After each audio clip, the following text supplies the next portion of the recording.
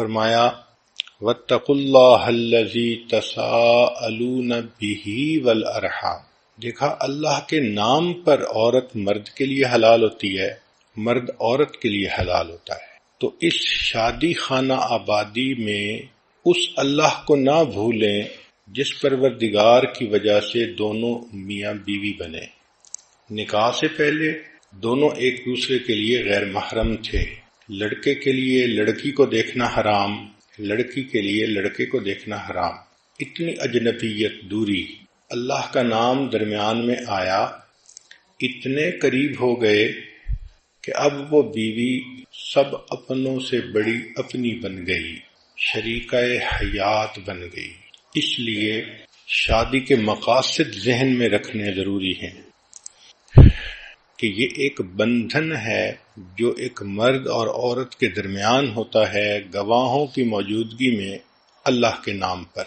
کہتے ہیں کہ wedding rings are the world's smallest handcuffs, کہ یہ جو ویڈنگ کی رنگ ہوتی ہے یہ دنیا کی سب سے چھوٹی ہتھ کڑی ہوتی ہے، دونوں ایک بندھن میں بندھ جاتے ہیں۔ قرآن مجید میں اللہ تعالیٰ فرماتے ہیں وَأَخَذْنَ مِنْكُمْ مِيثَاقًا غَلِيظًا، اور وہ تم سے ایک پکا عہد لے چکی ہیں، کمٹمنٹ لے چکی ہیں۔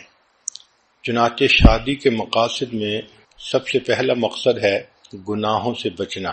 خاوند بیوی کے ذریعے گناہوں سے بچے اور بیوی خاوند کے ذریعے سے گناہوں سے بچے، یہ شادی کے مقاصد میں سے سب سے پہلا مقصد ہے۔ اور دوسرا مقصد ہے ایمان کو مکمل کرنا، کیونکہ نبی علیہ السلام نے ارشاد فرمایا النکاح نصف الایمان، نکاح آدھا ایمان ہے۔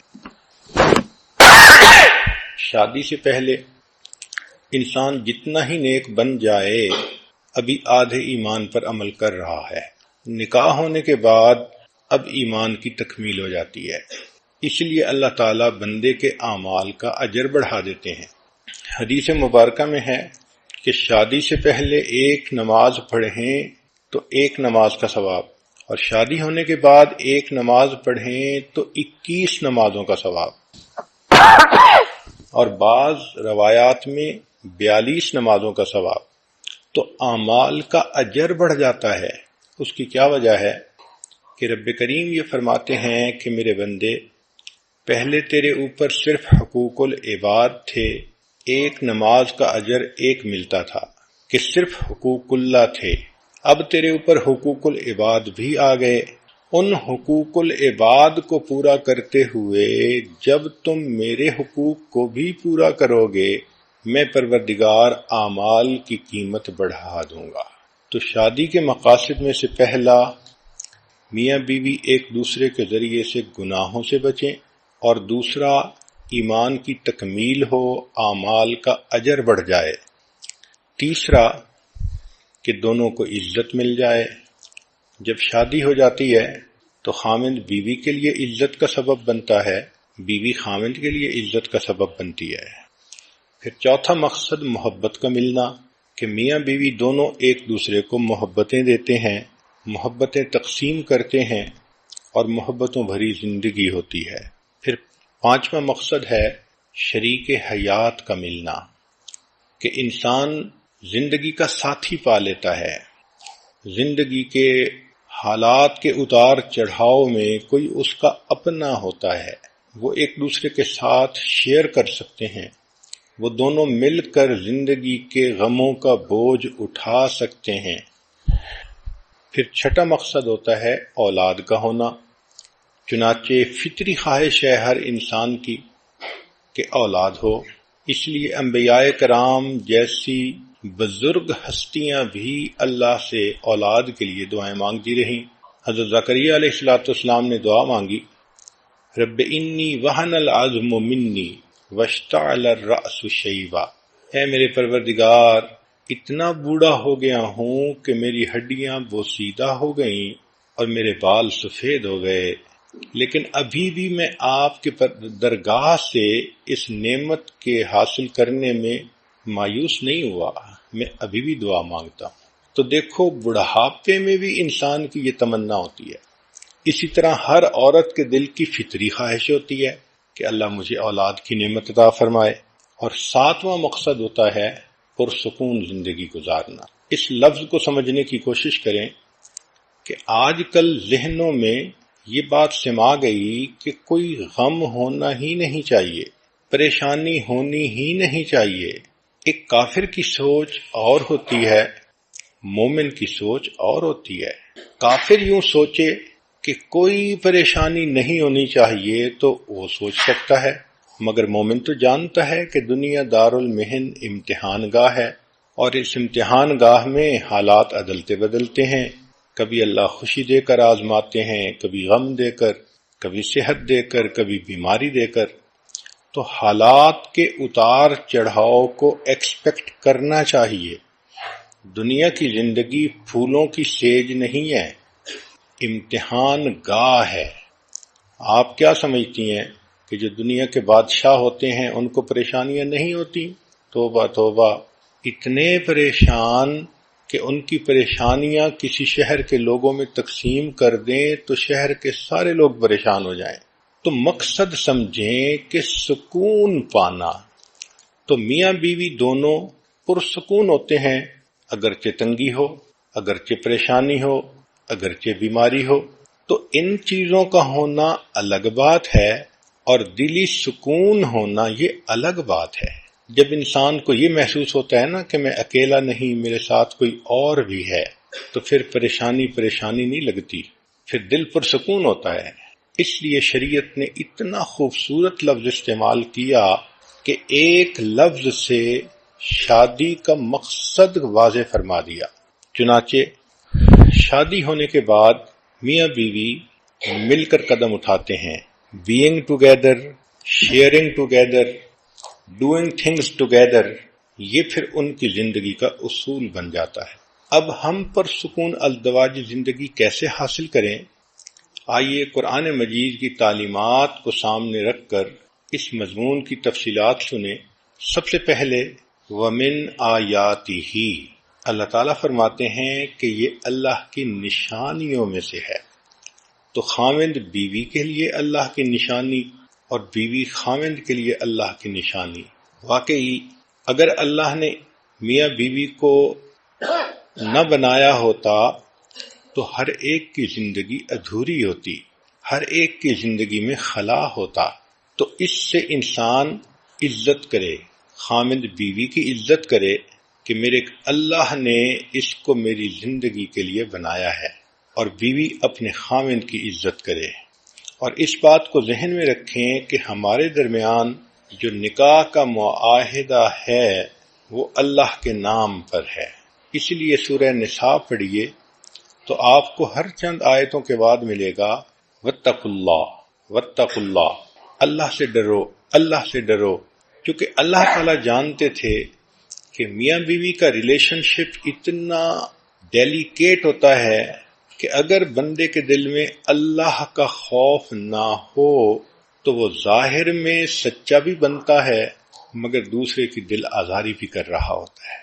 اس لیے اللہ نے فرمایا کہ تم مخلوق کا خیال مت رکھو، تمہارا معاملہ اللہ کے ساتھ ہے جو دلوں کے بھید جاننے والا ہے۔ So Allah is the witness to all thoughts, intentions and actions۔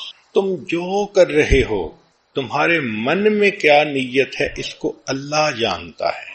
آگے فرمایا وَجَعَلَ بَيْنَكُمْ مَوَدَّةً وَرَحْمَةً، اور اللہ نے تمہارے درمیان محبت پیدا کر دی۔ مودت کہتے ہیں محبت کو۔ چنانچہ میاں بیوی کو ایک دوسرے سے فزیکل اور ایموشنل دونوں طرح کی محبت چاہیے ہوتی ہے۔ اس لیے میاں بیوی آل سیزن فرینڈز ہوتے ہیں۔ یہ صرف بہار کے دوست نہیں ہوتے، یہ آل سیزن فرینڈز ہوتے ہیں، اور یہ فرینڈ شپ آپس میں بلٹ اپ کرنی پڑتی ہے، اس پر انویسٹ کرنا پڑتا ہے۔ جتنا ایک دوسرے کی خاطر انویسٹمنٹ کریں گے اتنا یہ محبت مضبوط ہوتی چلی جائے گی۔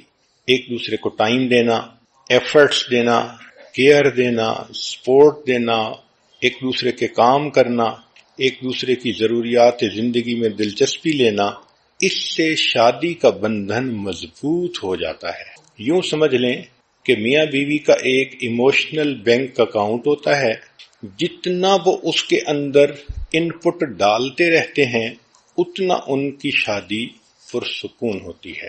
لو is directly proportional to investment. جس چیز پر جان مال وقت لگتا ہے اس کی محبت دل میں آتی ہے، یہ اصول ہے۔ اس کی مثال سن لیجئے، ماں بیٹے کے اوپر کتنی انویسٹمنٹ کرتی ہے۔ 24 گھنٹے کی خادمہ، پہلے کھلاتی ہے بعد میں کھاتی ہے، پہلے پلاتی ہے بعد میں پیتی ہے، پہلے بچے کو سلاتی ہے بعد میں خود سوتی ہے۔ کتنی تھکی ہوئی کیوں نہ ہو، بچے کی آواز آنے پر فوراً اٹھ کھڑی ہوتی ہے اور بچے کی ضرورت کو پورا کرتی ہے۔ تو جب ماں بیٹے کو دودھ پلاتی ہے، اس کی کیئر کرتی ہے، لک آفٹر کرتی ہے، اتنا اس پر انویسٹمنٹ کرتی ہے تو بچے کی محبت بھی اس کے دل میں آ جاتی ہے۔ اتنی ٹچی ہوتی ہے، اپنی تکلیف گوارا کر لیتی ہے، بچے کی تکلیف اس سے گوارا نہیں ہوتی۔ انسان تو انسان، جانوروں میں بھی ہم نے دیکھا کہ مدر اپنے بیبی کے بارے میں کتنی پوزیسو ہوتی ہے، پروٹیکٹیو ہوتی ہے۔ اس کی بنیاد کیا کہ ماں کی انویسٹمنٹ ہوئی ہوتی ہے۔ اب ایک ماں کا بیٹا ہو اور اس کو فوراً لے کر کسی اور کے حوالے کر دیں تو آپ دیکھیں گے کہ ان دونوں کے درمیان آپس میں محبت کا رشتہ گہرا نہیں ہوگا۔ اسی طرح جو لوگ دین کے اوپر جان مال اور وقت لگاتے ہیں ان کے دل میں دین کی عزت آ جاتی ہے، محبت آ جاتی ہے، قدر آ جاتی ہے۔ آج کے مرد لوگ بزنس پر اپنا وقت لگاتے ہیں، مال لگاتے ہیں، تو ان کو بزنس سے کتنی محبت ہوتی ہے۔ تو یہ ذہن میں رکھیں کہ جتنا ایک دوسرے کے لیے وقت دیں گے، قربانی دیں گے، ایک دوسرے کا خیال رکھیں گے، ایفرٹس کریں گے، اتنا یہ شادی کا رشتہ مضبوط ہوگا اور یہ محبت گہری سے زیادہ اور گہری ہوتی چلی جائے گی۔ تو میاں بیوی ایک دوسرے کو اون کریں۔ جہاں ایک دوسرے کی خاطر قربانیاں نہیں ہوتی وہاں تعلق کمزور ہوتا ہے۔ چنانچہ ایک واقعہ ہے، ایک لڑکی زینب کی شادی ہوئی اور اس کو ساس ایسی ملی کہ اللہ کی پناہ، چھوٹی چھوٹی بات پہ تنقید کرنے والی، سمجھانے والی، بتانے والی۔ میاں بیوی آپس میں بہت خوش تھے، مگر ساس ہر وقت کوئی نہ کوئی مشورہ دیتی تھی، کوئی پوائنٹ نکال لیتی تھی جس سے اس بچی کا دل دکھتا تھا، اس کا دل تنگ ہوتا تھا۔ چنانچہ 1 سال اس نے جب گزارا تو اس نتیجے پر یہ پہنچی کہ اس ساس کی موجودگی میں میری زندگی کبھی خوش نہیں گزر سکتی۔ تو اس کے دل میں ایک نفرت آ گئی، دشمنی آ گئی، عناد آ گیا۔ یہ ایک آنکھ اپنی ساس کو نہیں دیکھنا چاہتی تھی، اس کا دل چاہتا تھا زمین پھٹے اور یہ بوڑھی عورت اندر اتر جائے، میری جان چھوٹ جائے اس سے۔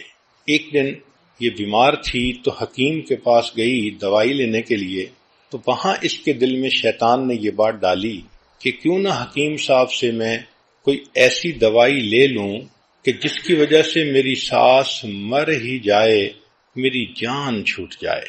چنانچہ اس نے رو دھو کر حکیم کو بتایا، میں بہت دکھی ہوں، میں بہت پریشان ہوں، آپ میری ہیلپ کریں، مجھے کوئی دوائی ایسی دیں جو میں ساس کو کھلاؤں اور میری جان چھوٹ جائے۔ حکیم سمجھدار تھا، اس نے کہا بہت اچھا، میں تمہیں دوائی تو دے دیتا ہوں، لیکن ایک بات ذہن میں رکھنا کہ اگر ایسی دوائی دی کہ فوری اثر کرے تو تمہارے نام لگ جائے گا، تمہارے اوپر لوگ شک کریں گے، تم اس کے قتل کرنے والی بن جاؤ گی۔ اس نے کہا ہاں بات تو ٹھیک ہے۔ تو حکیم نے کہا کہ میں ایک ایسی دوائی دیتا ہوں کہ جو سلو پوائزن ہے، اس میں 1 سال لگے گا اور 1 سال میں یہ عورت اندر سے اتنی کمزور ہو جائے گی کہ مر ہی جائے گی۔ وہ بہت خوش ہو گئی کہ اچھا آپ ایسی دوائی مجھے دے دیں۔ چنانچہ حکیم نے ایک دوائی دے دی اور کہا کہ اس کو وقتاً فوقتاً کھلاتی رہنا اور 1 سال کا عرصہ ہے، تمہاری جان چھوٹ جائے گی۔ اب دلہن سمجھتی تھی کہ میرا مسئلہ حل ہو گیا، مگر حکیم صاحب نے ایک مشورہ اور دیا کہ دیکھو چونکہ یہ کام آپ خود کر رہی ہو تو دنیا آپ کو مجرم نہ سمجھے، اس لیے اب کوشش کرو کہ اس بوڑھی کی خدمت زیادہ کرو، اس کے قریب ہو جاؤ، اس کو اپنا بنانے کی کوشش کرو، تاکہ دنیا والے بھی یہ دیکھیں کہ تم تو اس کو بہت اہمیت دیتی تھیں، خدمت کرتی تھیں، اچھا وقت گزارتی تھیں، تو تمہارے اوپر کوئی شک بھی نہیں کرے گا۔ اس کو یہ بات بھی اچھی لگی، چنانچہ یہ آئی۔ اب اس نے اس کو اپنی ساس کو وہ دوائی دینی شروع کر دی، مگر ایک تبدیلی یہ آئی کہ اس نے ساس کو اب ذرا زیادہ وقت دینا شروع کر دیا، ان کی خیال رکھتی، ان کی بات مانتی، ان کا دل خوش کرنے کی کوشش کرتی، کہ تاکہ ساس بھی کہے کہ اس نے مجھے بہت محبت دی، اور خامد بھی یہی سمجھے کہ میری بیوی نے تو اس کی خدمت کرنے میں کوئی کمی نہیں چھوڑی۔ وہ اچھا بننا چاہتی تھی تاکہ قتل کا الزام اس کے سر پر نہ آئے۔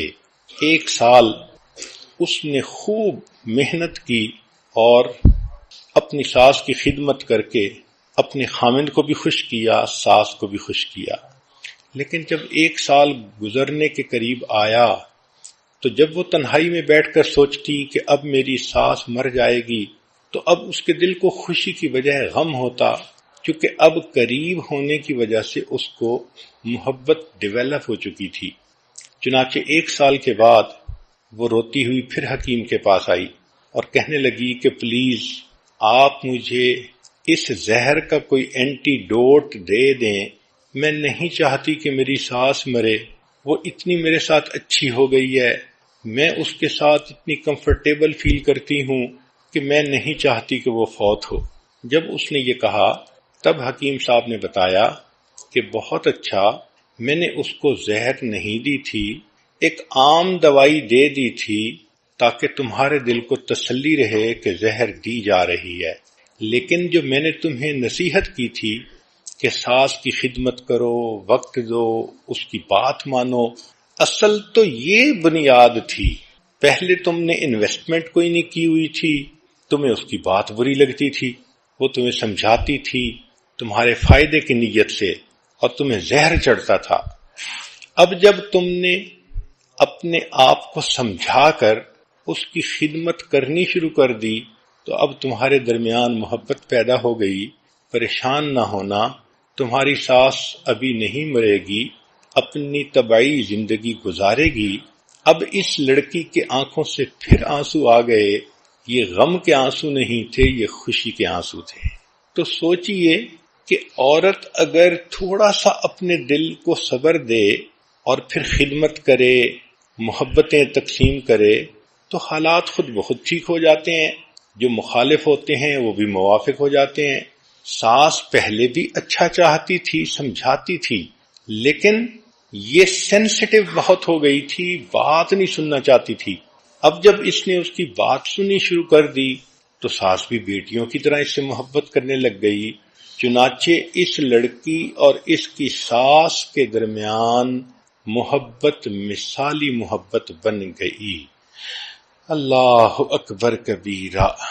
تو اس لیے میاں بیوی کے درمیان بھی جو محبت ہوتی ہے وہ بھی انویسٹمنٹ ہوتی ہے۔ بیوی خامند کے لیے اپنا ٹائم انویسٹ کرے اور خامند اپنی بیوی پر انویسٹمنٹ کرے، تو یہ محبت پھر مضبوط سے مضبوط تر ہوتی جائے گی۔ دوسری بات شریعت نے کہی مودتم و رحمہ، اور تمہارے درمیان ہم نے رحمت کو رکھ دیا۔ دیکھیں، جوانی میں میاں بیوی کی محبت میں ایک دوسرے کی جنسی ضرورت کا بھی عنصر شامل ہوتا ہے، لہذا اگر میاں بیوی جھگڑا بھی کریں، ناراض بھی ہوں، تو شام کو پھر دونوں اکٹھے ہوتے ہیں، خامند کو بیوی کی ضرورت، بیوی کو خامند کی ضرورت۔ لیکن جب بڑھاپا آ جاتا ہے تو اس وقت یہ جنسی ضرورت کا پہلو نہ ہونے کے برابر ہو جاتا ہے، تو اس وقت تو ایک دوسرے کے ساتھ اگر جھگڑا ہو تو نفرتیں پکی ہو جاتی ہیں۔ تو شریعت کی خوبصورتی دیکھیے کہ اللہ رب العزت نے ایک دوسرا لفظ استعمال کیا کہ تمہارے درمیان مودت بھی رکھ دی اور رحمت بھی رکھ دی۔ رحمت کہتے ہیں کہ اب تم ایک دوسرے کے ساتھ جو زندگی کا اتنا عرصہ گزار چکے، اب اس کی قدردانی کرو اور اس کی وجہ سے ایک دوسرے کے ساتھ درگزر کا معاملہ کرو۔ تو رحمہ is to give without asking to return, اس کو رحمت کہتے ہیں۔ یعنی جو آپ اپنی جوانی میں ایک دوسرے کے لیے انویسٹمنٹ کر چکے ہیں اس کو آنر کریں، اس کا احساس کریں۔ خامد یہ سوچے جب یہ میرے پاس آئی تھی، چھوٹی عمر تھی، خوبصورت تھی، اب اتنے بچوں کی ماں بن گئی، اب اس کی وہ صحت نہ رہی، وہ خوبصورتی نہ رہی، اس نے تو اپنی لائف ہی انویسٹ کر دی، تو اس کی قدر ہونی چاہیے۔ بیوی بھی سوچے کہ میرے خامن نے مجھے سایہ دیا، مجھے گھر دیا، مجھے عزت دی، یہ میرے اتنے بچوں کا باپ ہے، اب اگر یہ بڑھاپے میں ذرا سینسٹیو طبیعت کا مالک بن بھی گیا ہے تو کوئی بات نہیں، مجھے برداشت کرنا چاہیے۔ تو رحمت کا لفظ، سبحان اللہ، ایک دوسرے کی قدردانی کرنا اور گزرے ہوئے وقت کا لحاظ کرنا۔ چنانچہ ایک آدمی جو دفتر کے اندر اچھی پوسٹ پر تھا، اس کے دفتر میں ایک لڑکی سیکٹری بنی جس کا نام للی تھا۔ تھوڑے دنوں کے بعد یہ افسر صاحب اس لڑکی کے ساتھ برے تعلق کے اندر گرفتار ہو گئے۔ اب اس کے دماغ میں ہر وقت وہ لڑکی سمائی ہوئی ہوتی اور اس کا جی چاہتا کہ بس میں ابھی شادی کروں۔ لڑکی کی ریکوائرمنٹ یہ تھی کہ تم پہلی بیوی کو طلاق دو، پھر میں شادی کروں گی۔ چنانچہ اب اس نے گھر میں آ کر اپنی خوشیوں بھری شادی شدہ زندگی کو خود خراب کرنا شروع کر دیا۔ بیوی کے ساتھ برے طریقے سے بول رہا ہے، اس کو اگنور کر رہا ہے، اس کے کاموں میں دلچسپی نہیں لے رہا، بچوں کے سامنے اس کو ڈانٹ ڈپٹ کر رہا ہے۔ اب بیوی پریشان کہ اس کو ہو کیا گیا، یہ تو اتنا اچھا خامن تھا، اچانک کیا اس میرے اندر تبدیلی آ گئی کہ آنکھیں ہی بدل گئیں۔ چنانچہ اپنی طرف سے تو اس نے ہر ممکن کوشش کی خوش کرنے کی، مگر یہ بندہ تو خوش ہونا ہی نہیں چاہتا تھا، اس کی نیت ہی بد تھی۔ یہ چاہتا تھا میں اس کو طلاق دوں اور اس کے بدلے نئی چنچل اتنی خوبصورت لڑکی وہ میری بیوی بن جائے گی۔ چنانچہ جب خوب گھر کے اندر فساد مچا تو ایک دن بیوی نے اس سے پوچھا کہ دیکھو ہماری زندگی کے 25 سال اتنے اچھے گزر گئے، اب کیا مسئلہ بن گیا؟ تو اس نے کہا کہ اصل میں تمہیں طلاق دینا چاہتا ہوں اور میں اور شادی کرنا چاہتا ہوں۔ بیوی نے پوچھا کیوں؟ اس لیے کہ وہ زیادہ خوبصورت ہے، کم عمر ہے، نوجوان ہے، میں خوشیاں چاہتا ہوں۔ اب بیوی نے سمجھانے کی کوشش تو بہت کی، مگر خامن کے تو دماغ میں کچھ اور ہی شیطانیت بھری ہوئی تھی۔ اس نے کہا دیکھو مجھے تو طلاق دینی ہے اور تم سے جان چھڑانی ہے، اور میں اپنی خوشی کی خاطر دوسری شادی کر کے ہی رہوں گا۔ جب بیوی نے محسوس کر لیا کہ یہ بندہ اپنے دل میں ایک فیصلہ کر چکا ہے تو اس نے کہا کہ اچھا آپ کیا چاہتے ہیں؟ خامن نے کہا کہ چونکہ میرے پاس تنخواہ بہت ہے، مال و دولت ہے، میں تمہیں یہ گھر بھی دے دیتا ہوں اور میں تمہیں گاڑی بھی دے دیتا ہوں اور اتنا ماہانہ خرچہ بھی تمہارا میں طے کر دیتا ہوں، تم بچوں کے ساتھ اس گھر میں رہو، ان کو پالو، البتہ مجھ سے طلاق لے لو تاکہ میں دوسری شادی کر کے اس نئی بیوی کے ساتھ خوشیوں بھرا دن گزاروں۔ بیوی تھوڑی دیر خاموش رہی، پھر کہنے لگی کہ اچھا میری شرط یہ ہے کہ نہ مجھے مکان چاہیے، نہ مجھے تمہارا ماہانہ خرچہ چاہیے اور نہ مجھے تمہاری گاڑی چاہیے۔ اس نے کہا پھر کیا چاہیے؟ اس نے کہا کہ بس میری شرط یہ ہے کہ تم مجھے محبت بھرا 1 مہینہ دے دو اور اس 1 مہینے میں اس طرح محبت سے رہو جیسے ہم اس وقت محبت سے رہتے تھے جب ہماری شادی ہوئی تھی، ابتدائی دنوں میں۔ خامن نے کہا کہ یہ تو بہت آسان کام ہے، 1 مہینہ اس کو محبتیں دو، پیار دو اور پھر جان ہی چھوٹ جائے گی۔ چنانچہ خامن نے اس کے ساتھ یہ عہد کر لیا۔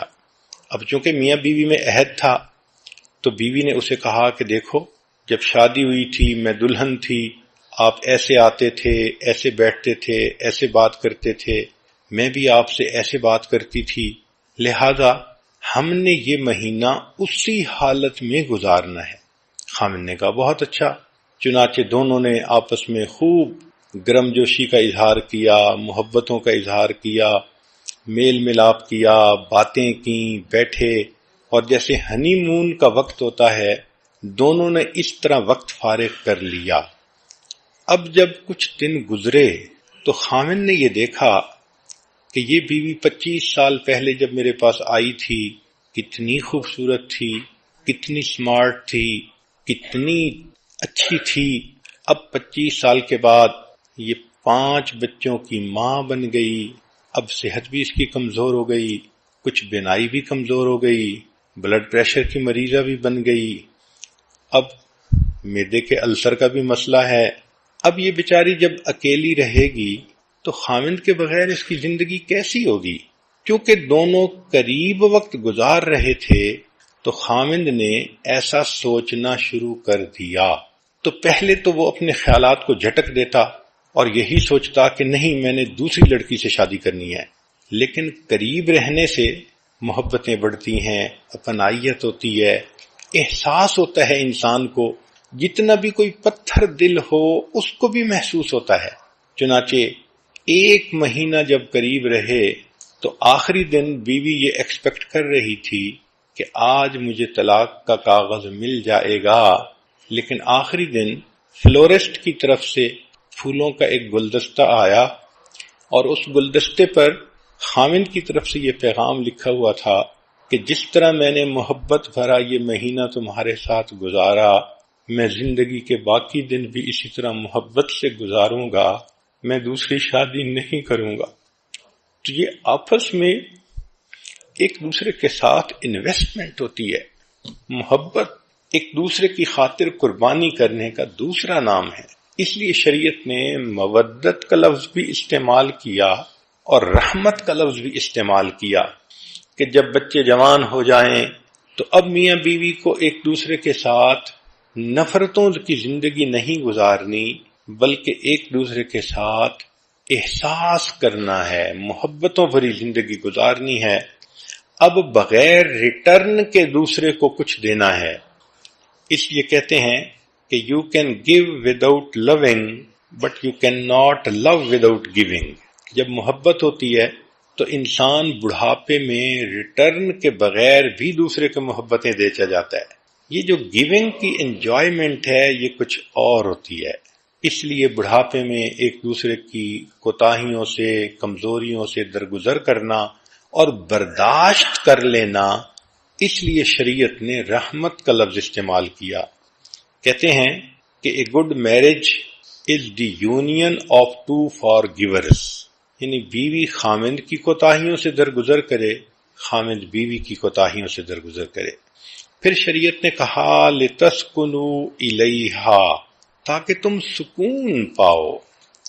اب یہ سکون جو ہے انسان کو تب ملتا ہے جب دونوں نیک بن کر ایک دوسرے کے ساتھ محبت بھری زندگی گزارتے ہیں۔ یہاں بعض مفسرین نے ایک عجیب نکتہ لکھا ہے۔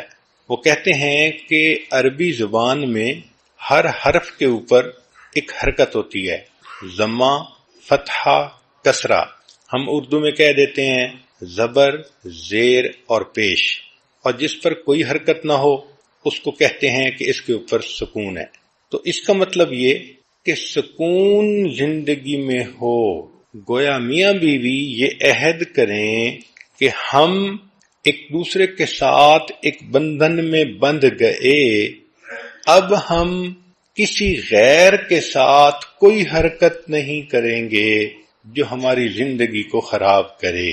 ہم ایک دوسرے کے لیے مخصوص ہو گئے ہیں، بکنگ ہو گئی ہے ہماری ایک دوسرے کے لیے۔ اگر اس سکون کو اردو کا لفظ سمجھ لیں تو اردو میں کہتے ہیں خوشی ہونا، دل میں پریشانی کا نہ ہونا، اس کو سکون کہتے ہیں۔ یعنی خامد اتنا اچھا بنے کہ بے غم بے غم بن جائے، اور بیوی اتنی اچھی بنے